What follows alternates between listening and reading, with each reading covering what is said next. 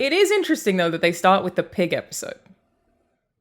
Put off so many people. I know, well, I like Kerry, it. Kerry saw that and was like, I don't need to watch that show. And like, my business partner Alexander exactly the same. Like, it put off a lot of people, that one episode. I liked it. I did too, but I wonder why they did that. Why start with the only episode that involves fornicating with animals? Bestiality, I think it might be because Brooker is intentionally a bit of a troll. I wonder if that's what it is. Like, he may well have gone like, this is the one that we'll lose people on, so let's put this one out first, and then we've culled the audience down to like the people who have my cynical streak, maybe. Interesting, because it's not something that like makes people talk about it in a way that generates positive press. People aren't like no. When people bring up the pig episode, they're not bringing it up in a way that is like, oh, I better watch that show. We're talking about Black Mirror, everybody. Oh, sorry, yeah. Hello, audience, welcome. It is like with there is that thing when you're making something that's like deliberately. I'm just turning down my levels a little bit. There is that thing when you're making something that's like deliberately niche. There is that kind of like perverse version of PR where you're like, actually, let's bring the audience down to people who will get what we're doing here, and then you can grow it up as a cult thing, rather than, because you got to remember as well, like, what are other examples of that? I feel like a lot of comedy does it. I feel like a lot of, like, when you see a lot of comedy sets, like, you know, special or something, they'll put like the stuff at the start that's going to really put off a chunk of the audience and then bring them back up. I wish they'd put the trans jokes at the start instead of right at the end. Did Ricky Gervais get you this? Again, I don't even bother watching him, to be honest, at this point. Like, it's going to go there. Chappelle too, though. That's a shame. That's a shame. Could you just stop? Just stop it. Like, I get that you're burnt because the internet is yelling at you and it's really hurt your ego. Just stop. Stop doing it. Stop it. And they can't help themselves. Yeah. No. It's very hard to be right about everything, Alanah, and for people not to listen to you. I'm sure that ego of kind of a few of these comedians like to just, they don't get it. I'm right. Of course I'm right. I'm, respected comedian X. Yeah. I think it's ego. It's otherwise, yeah, I don't think it feels that way. Sad. It feels like you're watching people who, like, especially in the case of Chappelle, used to be the best at what they did. He's been right brilliant for storyteller. So long as well. Oh yeah, and even like some of the points that he can make, I can like vaguely understand. I think that there is a very interesting point in, if the trans community were entirely black, nobody would care. Like, that's a point that he's made that I'm like, I think that is worth some self-reflection. It's interesting. Yeah. You can make some interesting commentary that only you can make. But everything else, it's just like watching somebody smart just be really like butthurt. You're like, come on, fuck. Like, it just sucks so bad. I think they've not. The aspect that I feel like a lot of these folks haven't moved with is like, we are a more compassionate society than we were 10, 15 years ago, 20 years ago, like in terms of... I like that phrasing. I like the phrasing of compassionate. I've always argued against the idea that we're more sensitive. People always say that, but I always say... I think we're more thoughtful. We used to stone people in the streets for adultery. We used to cut people's hands off. We've come up the curve. For theft. We've become more compassionate and less sensitive. In every country, people would be killed for being gay. Now only some countries. Like, you used to go to jail if you swore. We've always been very sensitive. Very, very sensitive. We're less sensitive about a lot of things, more compassionate. It's a nice way to put it. I think we're becoming, I think that trend is happening. I think there's definitely a vein of comedy that has relied for a long time on just kind of being a dick. And I feel like, and being a dick up, being a dick down, but being a dick generally. And I think there's a lot of comedians who then, it's the chef that's told you can't use tomatoes anymore. You know what I mean? Like, it's just a tool in their palette that they're frustrated by not being able to use. And instead of going, hey, I should become a better comedian, they go, oh, this is someone else's fault. This is the world's fault. Yes. Yeah. And you're watching very rich, very privileged people just blast their insecurities over and over again, and it's hard to watch. There's plenty of comedians. Like, come on, man, you could do so much. You have actual lessons to teach that aren't about the trans community and how you don't like them. Like, please, come on, fucking hell. Or about how you can't do, the whole, you can't even talk about this, and then you're saying that in a special you've been paid a significant amount of money. It drives me nuts that there's this whole marketing They don't address it like it's marketing. This whole rhetoric that comedians are being cancelled, but then every single one of their specials is titled not PC or controversial, uncancelled, like all of them. Triggered. That's triggered, I think exactly. That's 5 comedy specials are called Triggered. All of them. And they all say in the description something along the lines of like, says jokes you're not allowed to say in 2022. Like, none of you are being, you're getting millions of dollars for these specials. Stop complaining about how you're being fucking cancelled. You're not. I do think one aspect of this, from like a sociological level, just to play, watch, listen the shit out of this conversation. Sociological level. Sociological level. I remember when I was a kid, there was plenty of comedy that was like, back in the 90s was considered like prop. Like the big one for me as a kid was there was a lot of older comedians who were still doing racist material, who were just like literally just doing comedy voices of various groups, right? And Ricky completely did that too. He did. He was part of that generation who did it satirically. He did it now. The new special. Oh, okay, yeah, he's still, well, exactly. My point is though that there would I'm talking about people like the 90s, who were, like tons of it. The guys who'd had fame in the 70s but were still around in the 90s. But my point is they weren't in the mainstream. They weren't. I mean, some of them were. Like, there's a British comedian called Jim Davidson who hosted a bunch of TV when I was a kid, while doing the kind of those awful 70s racist jokes as well, like on the side. But mostly they were kind of pushed off to the side. I think one of the reasons this feels like a very modern thing of the older comedian who's still doing the jokes that are 20 years out of touch is that the way we consume all this stuff on like Netflix and stuff, you're seeing it. I guess that's my point. Is the Ricky Gervais of the 90s, the guy who was like, whose best stuff was 70 years ago with his comedy co-writer who no longer works with him. I still think some of his stand-up is brilliant. Access to. Like some of what he does is... Oh, he's got a talent. I mean, The Office. Like, turns out quite a good show. Oh, The Office is great. But I definitely am following Merchant's career more than Gervais's in terms of like my interest going. Like, have you seen like I don't actually know what either of them is doing. What is Merchant up to? Merchant did oh god, what's it called? Fighting with My Family was really surprisingly good. What is it? Did you see that? No. That is a wrestling. The comments will say what the name of it's a biopic of a WWE wrestler, but it's the funniest fucking thing. And that's awesome. The Rock's in it. What's it called? Fighting with My Family, I think, which no one saw, but basically is where Florence Pugh. It was one of her big kind of that and Midsommar. She's English, right? Like her big breakouts. I don't know. Actually. She looks so American that it's hard to.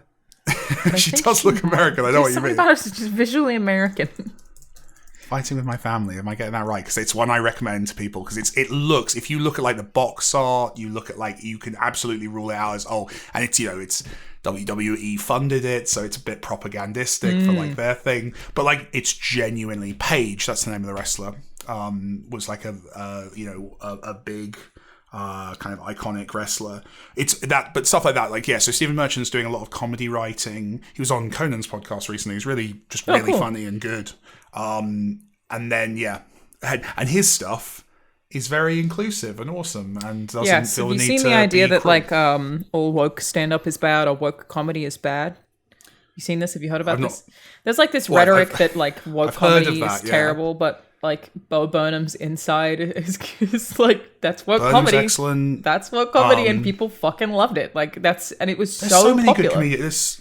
James Acaster. I know that one clip of James Acaster's been doing the rounds a lot, but he's phenomenal. I wish I knew people's names. I can draw a million faces into my head of their stand-up sets, but I can't tell you the name. He's the guy who you've seen a clip of in the last week with in a blue and pink jacket talking about, am I too... Is that controversial for you? That guy. I did see that clip. Yeah. You did see that. Yeah, it went round. Yeah.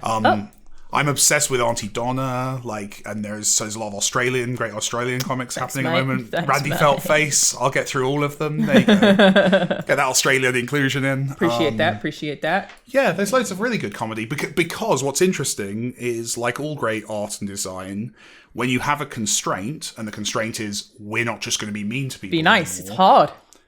But that constraint creates great solutions. Comedians have to find new avenues for comedy, and that's really exciting and leads to really good new shit. Yeah, it's much, and also much in the harder. Case of Auntie Donna, like a lot of like Monty Python shit, basically, which hasn't been done for a while. So yeah, it's cool. There's a lot going on. Welcome, Austin. Hi, hey, Austin. How you doing? You also wearing blue for the State of Play today? Video games, Star Wars. Sorry, I'm catching up quickly. Yes, that's what we're talking about. Comedians and cancel culture. We're starting strong this episode. Oh, man. How do you feel about the pig episode of Black Mirror, Austin? The pig episode of Black Mirror? Yeah. Pulled from the headlines. It's the very first episode of Black Mirror. Like first ever? If we describe the plot ago? to you, we get demonetized, so... I must have watched it then, but I feel like I don't even remember. And Prime Minister has a special cuddle with a pig. Yes. Okay, you funny. Not remembering it was not the reaction I was expecting. Of all the episodes of television ever produced, this is the one that no one forgets. Yeah. Well, then I guess I watched that show more a la carte when it became American. Because few people were like, oh, this one's really great, and I think I started with the ones that had all the hype, and then I missed some. It might make your theory right, Mike, that it's like a thing that you get out people, but then the people who stay in, maybe they recommend specific episodes. Austin, did you watch the first episode of Love, Death and Robots, the new season? I think so. What? Do you just not remember first episodes of things? Which one? It takes him like half an hour to wind up. It's that thing where you don't notice the first 4 frames of a cut. Oscar doesn't remember the first episode of any given TV show. I've only watched a few. It was the robots. Troy's. The world ended. That's literally 50% of the episodes. True. I know. I was going to say that's incredibly unspecific. The one right before the Troy episode. That's the only one that I watched because that's the only one worth watching. There you go. I said it. It's very good. I enjoyed it a lot. It was but brilliant. That's why it feels weird to talk about the episode Troy is in without Troy being here, though. We'll try and do it next week. I think I didn't watch the first one. I think I only so far have had time to see 2 of them, which was I watched Troy's and I watched the like zombie miniatures one. I haven't seen I've heard that one's good. People Night of the Mini Dead. It's very cute. It's a very fun. Like, I saw people that were like, this is the greatest thing ever. And I thought, well, that I don't agree with. But it's there's no bad Love, Death Robots that I've ever seen. Like truly bad. I thought this first episode was bad. Nice animation. Really? Yeah. We were talking about it before we started recording. It was just like, it was very weird to go from the first episode, which I thought was bad. It just said things that are like common knowledge almost and acted like it was smart, all to lead to a punchline that was very lame. Like it was just interesting. Okay, I found it very like eye rolly. But then to go from that into Troy's episode, which is the second episode, which again I still think it's funny that we're referring to it as Troy's episode when everybody else is referring to it as somebody else's episode. Which is brilliant. I think it's really great for him to help out new directors. Yeah. Like, that's one of the things about Troy. He's so compassionate with his time. Yeah. He gave that guy a chance. I think he might go places. It was. I think so. It's not wrong to call it his episode from the standpoint that he is he's the lead and dominates the story. You know, like obviously it's also I'm closer very much friends with David Fincher, though. In fairness, yeah. I think that's possibly it. I mean, who could blame you? It's that everybody else is calling it. It's an intense guy. David Fincher's episode, and we're like the Troy episode. No, I loved it. I thought it was so good. I loved the way it looked, but it also just like morally, I found it very interesting. The story was fantastic. Yeah. It's from a short story, right? Like I forget. Is it? I don't know. Isn't it by someone? It's almost like we should have Troy here when we talk about this. I know, we have to just Sorry, do you want to hold off on that? Yeah, we should wait. And apparently, yes, my blue is due to State of Play. Yes. I always theme my clothes around PlayStation. I don't just grab like the T-shirt from the drawer that is. I'm the exact distance. same. I definitely just grab sort of whatever is nearest and suits the weather. Yep. And here I am. I look like a fitness instructor. All my yeah, exactly. You do look like every 80s music video distilled into a human being. Thank it's you. Great. Appreciate You're very that. welcome. It's meant as a compliment. Yeah. I finally saw the Batman. Oh yes, how'd you feel about that? I finally saw the Batman. Yep. Yeah, this is why I haven't watched it. It's really hard. I thought it was fine. Me too. But you're not allowed to say that. Passed They'll get and upset I was with you. entertained. Yeah, but except for the last hour or the last half hour where you. Jesus, why is it still going? No, I have people very upset with me for saying it wasn't the best thing ever. But I didn't hate it. I just didn't love it. I had the same. Here we go. Just to have fun with the comment section. I had the same issue with it I kind of had with the Joker, which is I've seen Scorsese movies, and with this one I've seen Fincher movies. Babies first, and everyone else's. Seven was better. It was better, and you tried to do the same thing, but you didn't do it as well. Do you think at Warner it is genuinely like a policy of like we're gonna make? They basically have like a wall somewhere. Like, are we gonna have they got a wall somewhere with like the 7 favorite directors of every film studies student, and they're gonna make like a movie in that style for each of them? Like, are we gonna get like Superman as done by Nolan? I guess. Well, we've had that. Sorry, we've had that. No, that wasn't a bit, but I don't think that it's. I don't doubt that they. I think the director comes in and they probably do have like a mood board, like their own little Pinterest, where they have this, and this. It's like these things for tone, but I don't think that's the case. Because like Birds of Prey, which isn't really like anything, was very good. I really enjoyed that because it felt like it was did its own thing, doing cool stuff with the characters. Yeah. I like the director. I love the Planet of the Apes trilogy. Well, he did the second and third, right? But yeah, I think he's great. Those movies are so much better than they had any right to be. Exactly. And this, I think I maybe went in with too high expectations because I was kind of expecting that here as well. But yeah, I don't know. It's weird seeing Batman get more and more gritty, like over time. But at the same time, it's a very cheesy movie. I love the production design, like all that gothic. Oh yeah, all the gothic interiors and everything, like were beautiful. Gotham looked awesome, but when I say cheesy, I mean like thumb drive, and URL. Like there's just a lot of really it's just like ridiculous cheesiness in it that is so at odds with how gritty it is. I want it to push more in that direction. I think that's part of it. The Mafia. Yeah. It's interesting how did you notice can hang on a conceit. They now expect so that was an interesting thing to me was they reference Martha. I'm not going to go into spoilers, but they reference Martha as a point in the story, and I don't think, if I remember right, I think they just say Martha Wayne. And they don't bother to explain that that's the mum. And I wondered if that's because, from a pop culture point of view, everyone now knows that man's dad was called Martha because of that, right? That's a good point. I was like, that's interesting because there are certain parts of because with all of these superhero mythologies, there's a turning point where something becomes so known by the audience as a meme that you don't, like Power and Responsibility with Spider-Man. Like there's just these things that like you can assume that the average person knows about these origins. So it was interesting. That's a nugget of information about Batman that's now kind of presumed for the audience, which I thought was interesting. Well, it's unavoidable. Like that the Martha one was so aggressively memed that I'm seeing people talk about Morbius now, where Morbius memes seem to have taken on a life of their own. Are we ironically liking Morbius? Is that where we are as a culture? No. It seems that people are doing that. No, we're cool. We're not pretending Morbius is good. No. Morbius is actually not that bad. Really? I've not seen it. So. It's fine. Okay. There are some things in it that are very silly, but it's fine. But maybe I say that because I had really low expectations. But there are a bunch of like people in the Morbius meme community who've not actually ever seen the film. They just make memes about it. And that's, I guess, where we're at as a society now, which I'm for it.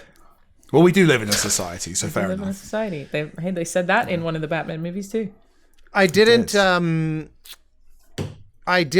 saw that you posted a video of your reaction to Obi-Wan. Mm-hmm. I have not watched it. What is No, does it shock you? No, I'm saying I did not watch your video. I thought you meant you didn't watch the show. You're shocked. You're like, you didn't watch my video. I watched every video you put out. He did watch your video. He didn't watch Obi-Wan. He only now consumes content via your reaction videos. But no, what was the long and short of your take have you seen the third episode? Yeah, so my thoughts are a bit different now that I've seen the third episode.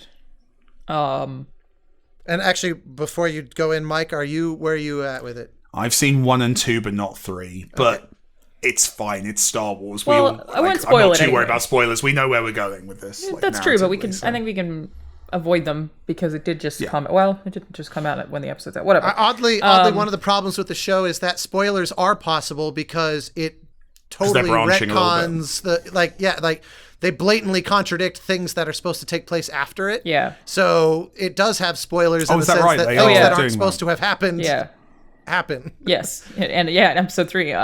So okay. First 2, I was like, things I like, things I don't like. I think there's an interesting direction you could go in here. I thought that the chase scene was like so laughably terrible that it was like inexcusable. And I was like, okay, I don't know how much I should avoid spoilers. Has just potential to be. You can probably assume most of the audience has seen 1 and 2. Spoiler warning. Spoiler for 1 and 2. Spoiler warning. Get the fuck out of here. And it's done. Go away. Okay, so I was like, she has the potential. I thought it was really cute and she was super endearing, but had the potential to be very annoying, and I wasn't sure where that would go. It's like I'm interested to see more. I thought the CG was pretty appalling, and I have issues that I think even more solidified with episode 3, where I just do not fucking care about these Inquisitors. I don't care. I do not think the storyline of we're all trying to get promoted even needs to be told.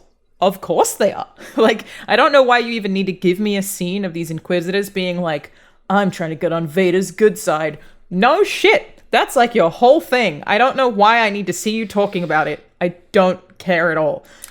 Is that because you're familiar with the Inquisitors? Do you think that like a general audience don't know that yet? I think that you should read 2 Sith who are like working under Vader.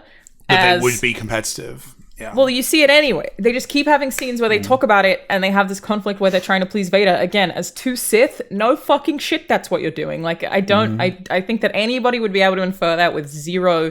Because it's not even Inquisitors. They don't have to be Inquisitors, which, like, I do know a little bit more about because of Jedi Fallen Order. It could be absolutely any Sith, really. Like, you'd be like, yeah, they want to be the most powerful, or they want to get under the most powerful. You have to stop fucking telling me about this. It just, I don't care about them at all. I'd be happy if I never saw them again, but I know that's not going to happen. No, it seems like the entire thing is framed around them as the actual villains. I think that Vader being more of a peripheral figure who's there to kind of be cool periodically. Yeah, which I mean, that's been Vader's job for like 50 years, though. In fairness, right? For a while. I have episode to say, 3 I found deeply disappointing. You know, projects like this always have their challenging situations because there's a lot of people involved. There's a lot. They know it's going to be highly scrutinized. There's big marketing. So you don't just write, like as a composer, you don't just write your music and say, here's my sort of genius vision for this thing, and I'm going to make my stamp. And it's like, of all the properties, Star Wars is musically one of the most sacred that a composer could ever have to navigate, which makes it very difficult. It's not about being reverential to the legacy that John Williams has laid down. It's also about the idea of there's a lot of people who are there to scrutinize, to say, is this sufficiently on brand? Is it sufficiently doing something new? And there's a lot of people that are going to weigh in and have sway, and you're going to end up having to do tons of revisions to make sure that all the various powers that be are happy. That's just a known, all big studio projects have this, and with Star Wars, you're going to amplify the scrutiny. And then you add to that John Williams just sort of midstream shows up and decides to write the theme and is actually involved now. So there's another layer of political navigation to just make sure like he's happy. And this is not coming from anything she's told me. This is just knowing how the game is played, just knowing the industry, and the inferences.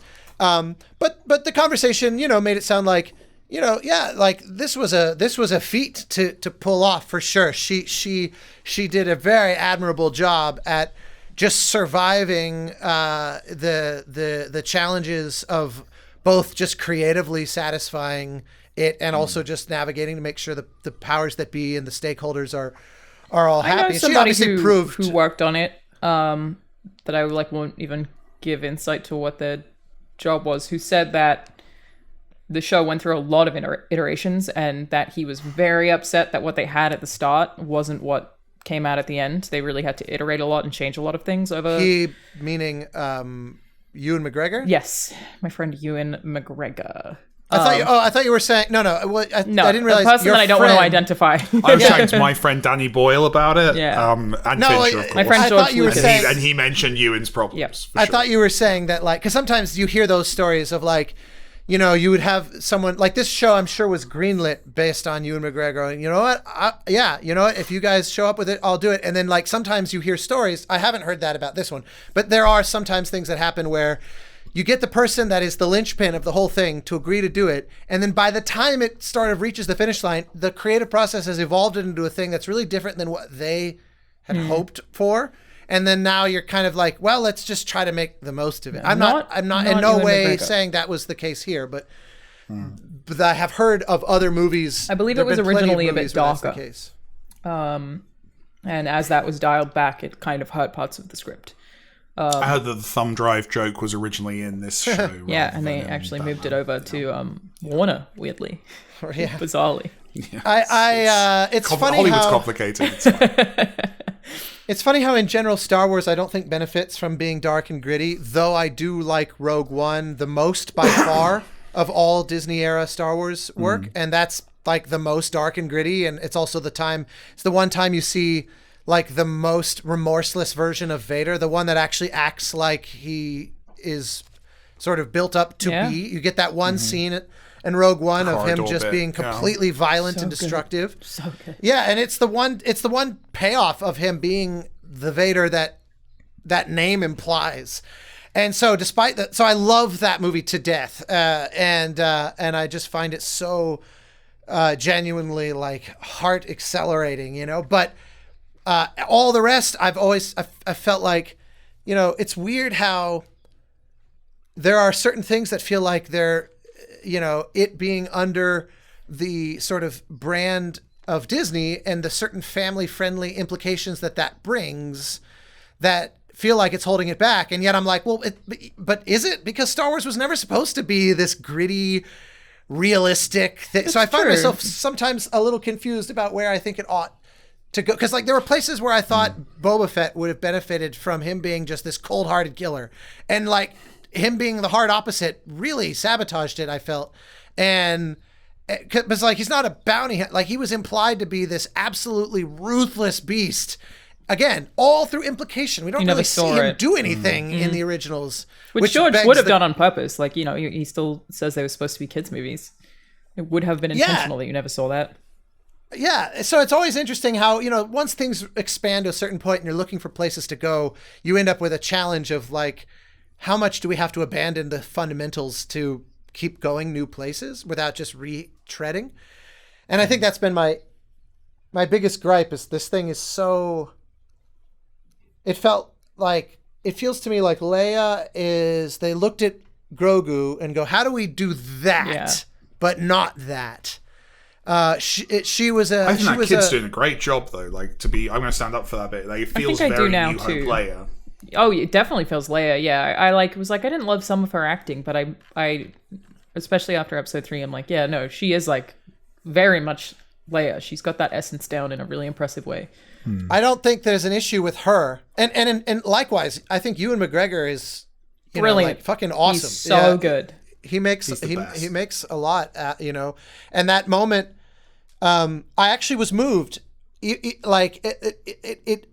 surprised me that it surprised me, but it did. I had a genuine reaction when that moment in episode 2 where she's being all obstinate and stubborn, and he kind of says, you remind me of someone who was a leader and blah blah blah, and it's like that was a moment where I was like, that's what this show can offer, this connectivity to other things. That felt like a nice little moment where she was, you can see the way retroactively when making the prequels, Lucas was like, how do we create a believable mother figure to Leia, even if they never had a mother-daughter dynamic, but there's a certain inheritability of these kind of like the sort of courageousness and the suffer no fools and a lot of a moment to kind of like ping that was nice. I will also say, in the show's defense, despite the fact that if I really kind of get going, I'll turn rather scathing. I almost don't need to watch any more after episode 3. I kind of sadly, it's sort of heartbreaking to me that I feel the same. Yeah. But in its defense, I do think that, and I don't know if it's because of something as superficial as like it has Ewan McGregor in it. I would hate to think it's what I'm about to say could hang on something as surface level as that, but relative to everything else, it actually feels like Star Wars in the same way that Strange New Worlds actually feels like Star Trek. Oh, I love Strange New Worlds. You know, and you know what I mean? Like it has that quality exactly where you go, it feels like, and I applaud, like to me, one of the strengths of Mandalorian was that it didn't feel trapped in Star Wars, and like I like the ways that it feels more like a Western and pushes off into slightly different territory. So I recognize that I'm being slightly internally inconsistent by saying that the rehash elements or the sort of lazy fan servicey things, all those hold it back. But yet I can't deny that Obi-Wan does feel like Star Wars to me in a way that is a point in its favor. I don't disagree with Boba Fett, I didn't really felt like Star Wars to me. Except for all the CG. Like, I wish there were more practical effects. Well, I mean, but that's that's where half of Star Wars at this point is, like loaded CG, and it's really only the original trilogy. That, like the original trilogy, some of it looks better than this TV show that came out this year.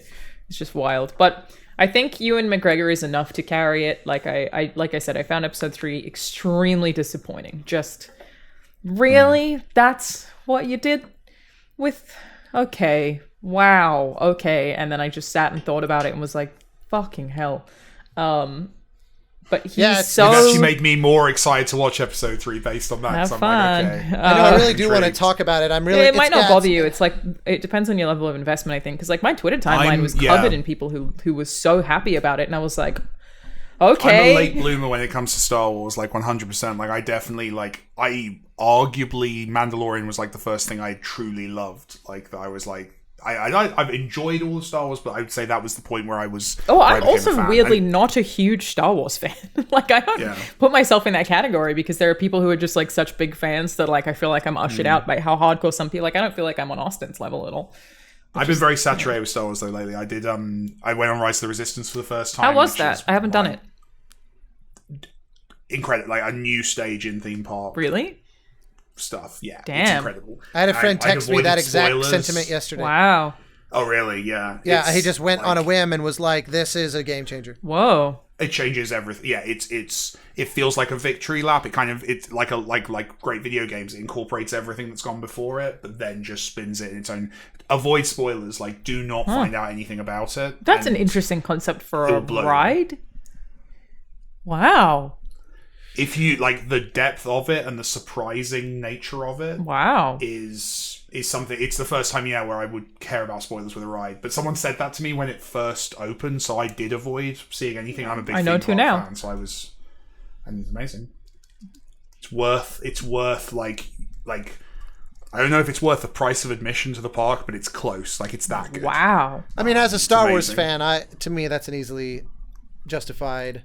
As a Star Wars fan, I think you'll cry. I was moved by how impressive it is. Like, I think as a Star Wars fan, have you been to like Galaxy's Edge and stuff since it opened, Austin? Actually, crazy enough, I haven't. Dude. It's one of those classic things when you live nearby, it makes you don't bother, a huge imposition. But if I had to fly across the world, I would go to like one tourist thing in London when I lived there. But it's also that like my thing is, so many friends come to visit all the time. Like I know that half of my friend group in the US is going to be in LA next week. Somebody's going to ask to go to Disney. So at least once a year, I have friends who are like, hey, come to Disney. And that's how I end up going, is because people who don't live here want to go. Like there are friends coming from Australia and stuff next week for not E3. So I know that I'll go. Like it's not a thing where I'm like, you're gonna have like I don't want to overhype it, but yeah, that's really cool, incredibly impressive. That, and I've been reading I've started reading the High Republic books, so I'm in proper Star Wars mode at the moment. Nice, yeah, they're good. You might like those, Austin. It's funny how Austin can't read. Yeah, that's a shame. It's true. There is music. They have background music on the audiobooks. So I have someone sit next to me and read it to me. Yeah. It's so interesting how like I've always been a fairly hardcore Star Wars nerd, but I also like when I was hanging out with Natalie, the composer on Obi-Wan. Composer of Obi-Wan, yeah. I was telling her how I watch a show like Obi-Wan in two places at the same time, where there's a part of me that very much understands how the industry works and has huge amounts of compassion for just the baseline difficulty of making anything under any circumstances, no matter what it is. Like if you ship a thing, congrats, you've done the near impossible. Mm-hmm. Like 99% of things don't. It's like how in evolutionary biology terms, 99% of all species ever have gone extinct. The default state is to crash and burn and fail or never get off the ground. Like that life, life and creativity are hard. So I will always have, and the more I work in the industry, the more I will just say, hey, your thing came out. So my level of judgment already goes down several notches. And I can't help but get irritated when I read fans go like, this is bullshit. How and I'm like, make yours. That's where I sound like Troy. Why did they bother is the one that always annoys me. I get really annoyed when you see like a critic or a fan say like, why did they even bother making this? It's especially like, with video games. You think that somebody in that room of extremely talented people didn't think of that, and you did? Yeah. Or there weren't 1,000 factors, working again. Like, we were set to make this feature, and then a family life crisis made our art director have to leave for a month, and then we, out of pragmatic reality, we had to do this and that. It's like, you don't ever hear those stories, but there's always something. There's always 1,000 things that are variations on just the intersection of life, the challenge. Oh, it took us an extra month because this network support of this feature that we're trying to add just never could work. We've talked in the past on here about the Denver airport and all the like weird stories about it. I remember when they were building it when I was growing up, they built the world's most sophisticated automated baggage handling system and it's to this day never worked. They have always used the backup system. So making things, creativity, civilization is hard. So I look at it and I look at the show and I think there's a million things that I could point to that they're doing right. Oh yeah. By virtue of the fact that, they made a thing and it's got a lot. It's a lot to pull off. Most successful original new series launch ever as well. I mean, how could it not have? In a way, it would have been baffling to not have been, given that it's like the hype and to have scooped up, Hayden Christensen and Ewan McGregor, and there's that too. Yeah. I'm sure it's. But so it's like so I watch all. So it's like that's one lane that I'm in where I'm just nothing but admiration and like empathy for just how hard it is to do shit. And then there is also the like super hardcore annoying Star Wars fan that just is writhing in agony over all the inconsistencies and all the sort of like canon slippage. Like the first thing I thought of in the beginning, I obviously they hid very well the Leia sort of aspect in all their marketing, and making her the kind of quasi MacGuffin of the show struck me as a really bold, to the point of crazy move, when you figure her introduction seems very predicated on not knowing Obi-Wan. Yeah. And I was like, there's part of me that says, I want to see where this goes over the 6 episodes, just to see if they try some variation on addressing this foundational issue. Like people have similarly found ways to sort of explain it away that I've seen. Doesn't that always feel like like a post hoc rationalization though? To be clear, that's how serialized, like I've not seen this, so I don't know what we're talking about, but I'm going to have an opinion anyway. You have seen this. This is for episodes 1 and 2, how... Oh, sorry, yeah. But it like, seems like all Leia serialized... doesn't know Obi-Wan, even though she's clearly met him now based on this. Apologies, she does know Obi-Wan before New Hope. She only references him as somebody who worked with her father. Yeah, she says, you served with my father in the Clone Wars, and like, as if that's the introduction, the like, you don't know who I am, but you knew my father and I need your help. That was how that read. Right, okay. And it was kind of like, remember when we hung out when I was a kid? Yeah, remember when you saved me and like, yeah, it was one of those a little bit kind of like, yeah. So, counter opinion, and one that is based on very shaky foundation. Yeah, like I'm not even sure of the argument I'm about to make, but I think there's value. Bring it on. Let's do it. All serialized content requires retconning. There's never been a story told by multiple authors over multiple years that hasn't required subtle editing and changing of historical events to make it work. Especially once you reach a critical mass of canon, it becomes completely impossible. And it happens in Star Trek. I'm a massive part of Star Trek. I'm massively into Star Trek. I could quote every fact in that universe. But in Star Trek, they're constantly having to rewrite stuff. There's a really good YouTuber called Jessie Gender who does a bunch of Star Trek stuff, and she did a video on this subject within Star Trek because the Star Trek fans get as annoyed about this stuff as Star Wars fans do, if not more. I was gonna say, I think they get actually more hardcore because there's just a lot more Star Trek in the world. This has always happened. Like, this is just how I agree with stories have to evolve. You kind of have to let it go if you want more content. That's how I feel about the MCU after watching the last several MCU entries. That canon has started to really break apart so rapidly. Has it? Like, to me, I haven't watched any of the new ones. The combination of Doctor Strange and Loki and the like, I didn't even watch the Eternals, but just once you reach a certain point, it becomes this question of why the hell. Where was this person when that thing happened? Like, it starts to really. Does that matter though? Do you think that bothers you? It bothers me if it's supposed. Once you've built the premise of the Avengers, it starts to be you've established now a thing that makes that a problem. You know what I mean? That's why. Yeah, I think my perspective is more the kind of canon is important to the extent that it creates interesting foundations for new stories. That's the. Yeah. And if ever I'm working in franchise stuff, I want people to disregard that quote and not throw it at me. We're all friends here. The audience understands that this is a semantic argument. Please don't. I can imagine an image of my face in black and white with that quote the second I change anything in any franchise ever. Yeah. No, and that's the thing. And I like that's again where the parallel lanes makes me. I think you can be both of those things can be right. I think it can be frustrating, and you can be allowed to be frustrated. At the same God, this is going to take a long time to get out. At the same time that you can recognize that it kind of has to happen for new content to exist. Yeah, and I want artists and writers and directors to feel like they should be able to take risks. Like, for example, in Star Trek Discovery, the idea of making Michael Burnham Spock's sister was a super fucking bold move to put your show, like, here's a character with 40 years of content who's never referenced having an adopted sister ever. And they found a way to try to canonize why that would be while also, and so there's part of me which they did kind of solve, right? They kind of did as good a job as anybody could do, I think. End of season 2 or whatever, where they kind of explain why that's. No, I thought that was a good solution to the problem.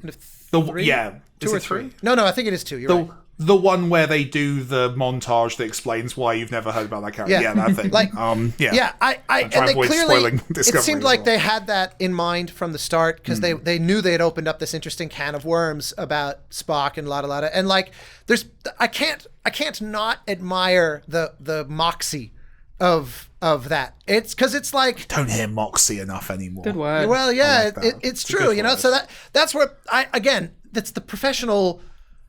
Like, if I was hired to do a thing, okay, so for example, there's plenty in Natalie's score that doesn't sound like John Williams' knockoff. And predictably, there's the contingent of Star Wars nerds that go, it doesn't sound like Star Wars music. And I'm like, and as a longtime Star Wars nerd, there's this part of me that goes, yeah, I get that. It doesn't sound like Star Wars music. But I go, I can tell you if they hired me, the first thing I would do is go, how can I make this not sound like a John Williams knockoff? Yeah.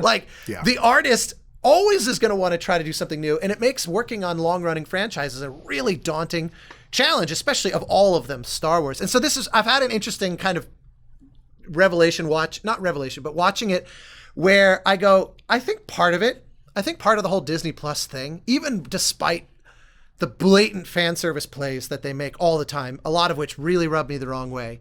And like having Ewan McGregor, and which I love. That wasn't meant to be part of the previous sentence. But a lot of the fan servicey things that to me start to become a problem. Despite all of that, it always does feel a little bit like they're making Star Wars for new recruits as much, if not more, in the same way that like Lucas was always, all the hardcore Star Wars fans from the 70s, 80s, 90s who were very, very turned off by the prequels. There's so many interviews you can find from 20 years ago of George Lucas going, kids like it, and it was kind of for them. And I've started to now meet the 18 and 20-year-olds. He was right, yeah. Mm-hmm. There's so many kids that I now interact with who I had no interaction with because they were like 9 years old. Well, but now they're like young adults. It was interesting at Celebration because I watched the whole of Celebration because I partly just kind of fascinated by those kind of events. But it was interesting. What was really interesting was how much everyone was praising Filoni, right? He's got a big following now. He's got a massive following, and rightly so. He's very good, but like I think he produced in large Prehistoric Planet, the new David Attenborough series today. That's Favreau, I think. You're right. Sorry, that is Favreau. Yeah.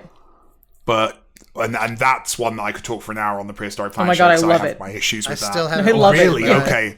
I've been told. We'll come back to that brilliant. because I don't. But with Filoni, it's like because he was basically the steward during the era you're talking about, Austin, the kind of that Clone Wars. But George Lucas was also super involved then, like right. That but there was a passing of the torch that happened, and so this new generation, who are like your current 20-something or early 20-somethings, those people who grew up with the prequels are now looking at Filoni the same way as that your generation looked at Lucas. Yep. And that's really interesting to see that Definitely. transition occur. And to me, the thing the reason why I said that I've had a little bit of a revelation.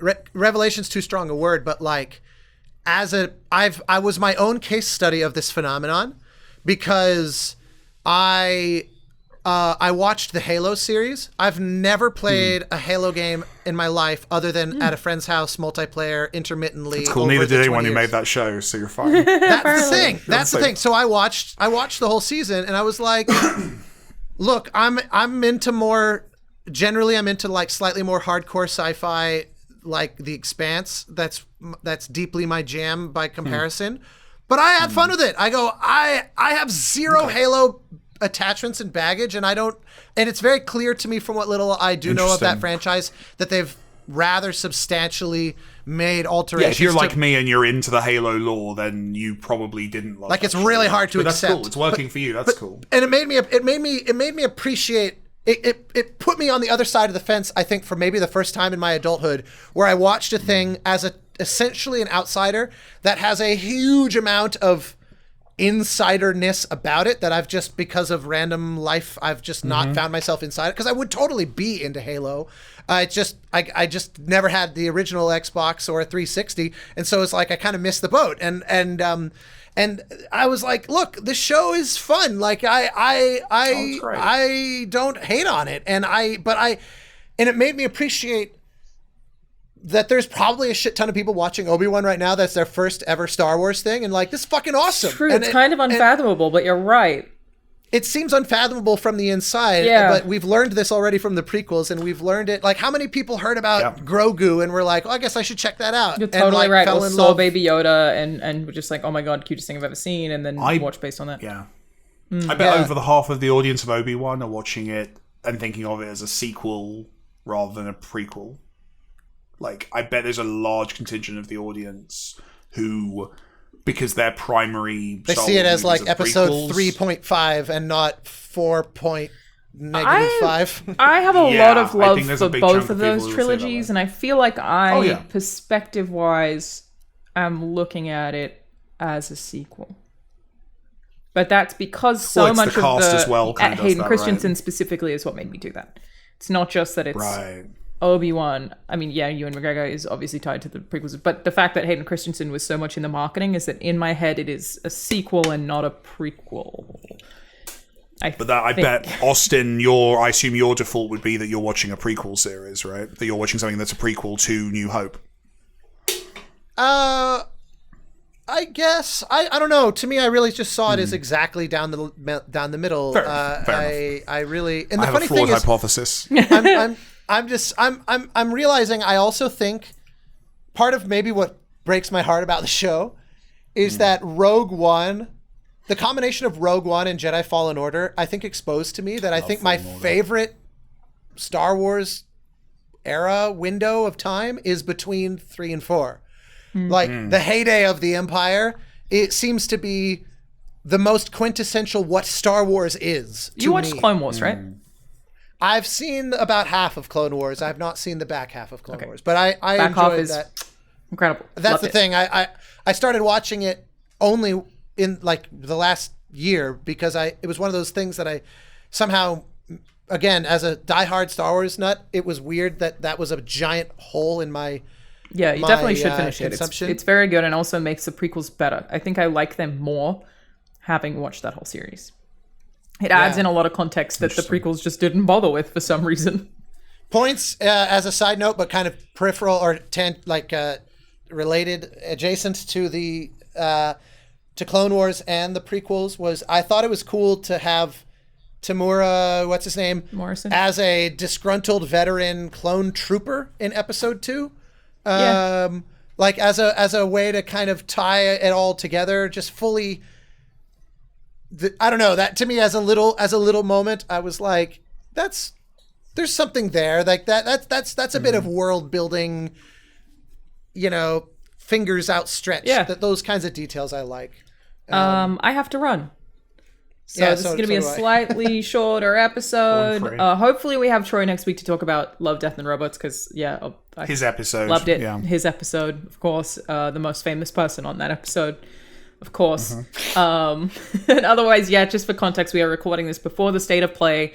So if news dropped, the reason that we didn't talk about it is that we don't know what happened in it. We missed the start of that. We need to... Yes. Is that starting right now? Yep.